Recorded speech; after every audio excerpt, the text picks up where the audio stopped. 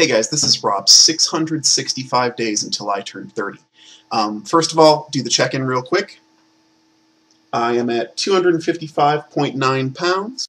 It's a change of 1.7 pounds, so worked out very well in spite of the fact that I went out and had some stuff to drink this weekend.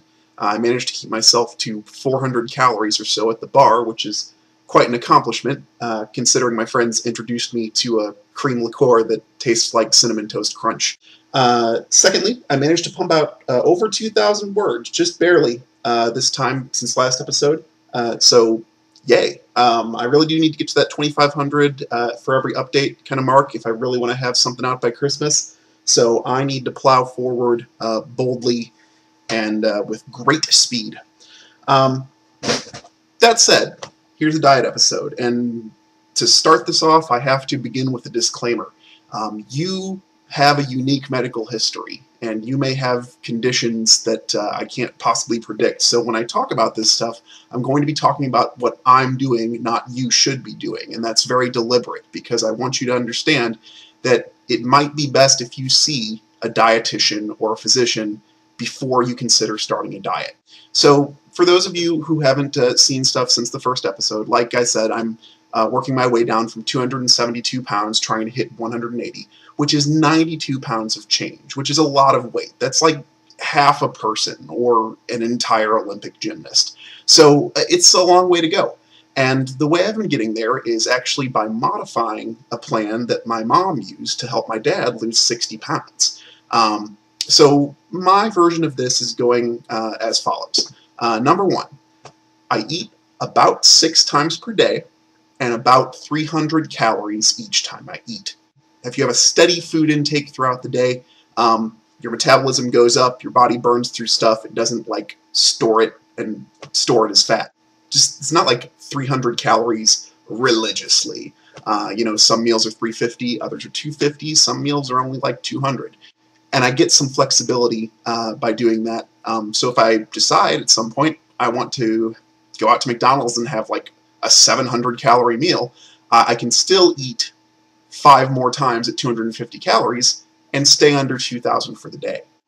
Number 2, I exercise 5 times a week. And when I say exercise, I mean I'm on an elliptical machine with the resistance cranked up for half an hour, going all out. I literally sweat an entire shirt from top to bottom in half an hour doing that. And the exercise part is important. It really does a lot to burn extra calories. The estimates that I read online are that half an hour of that should burn somewhere between like 500 to 600 calories, and I don't even know what resistance that was calculated at. So suffice it to say, going full tilt like that on the elliptical has really helped me a lot. Next thing, number 3, I guess. When I'm hungry, I eat something. I don't sit there and starve and, watch the clock, wait for the next time to eat to come up. It doesn't do me any good to sit there suffering. So if I feel hungry, I eat maybe 100 calories to kind of curb things over. And that's now that this diet is going full tilt. For the first 7 to 10 days of adapting to this new way of eating, I did feel, hungry on a regular basis between those chances to eat. But 7 to 10 days after I started, I really adapted. And now I feel great doing what I do. So those are the main things I've been doing. One thing that I might have working to my advantage that you might not have working to yours is that working from home, I have a lot of control over what I eat. When you're out in the workplace, you are exposed to more temptations. Someone brings in a birthday cake for a coworker or something like that. And that's going to be rough. Oftentimes when I go out to restaurants, I decide well in advance what I'm ordering so that when I walk in the door, I'm not looking at the menu. That I've made my decision and that I know what items I'm going to get.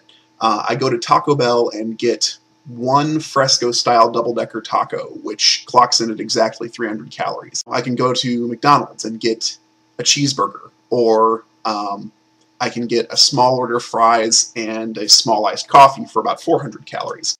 I figured out treats that I liked that were in an acceptable calorie range, and then I kind of remember what those treats are and where they sit so I can have them when I'm on a day where I feel like I really need to eat something that's delicious. So all this said, the point of motivation that I can give you today that you can take on immediately is that with dieting, as with lots of other things, the gap between not knowing and knowing is finding out, and that's an easier gap to bridge than you might think. If you're going to sit there and wallow in ignorance and say, well, I don't know how, it's hard to blame anyone but yourself when nothing's taking off. So do become educated about how to diet, what to put in your body, see what doctors are saying. In the description below, I'll include a link to my favorite tool to get you started, the BMI calculator, the Body Mass Index calculator on WebMD. And go ahead and put your honest information in there and kind of figure out what might help you take off some of those pounds if you wanted to lose weight. And likewise, with anything else, the first step to getting successful is having the right information from reputable sources. So I hope that kind of helped you guys out and put you on the right track. If you enjoyed today's episode, like and share it.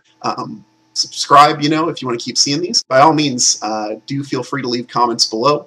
I will definitely give those a read and try to respond to all of them. Next week's topic, today is Monday. Next Thursday's topic is going to be slacktivism. So I hope you'll join me for that. Thanks a bunch. Take care.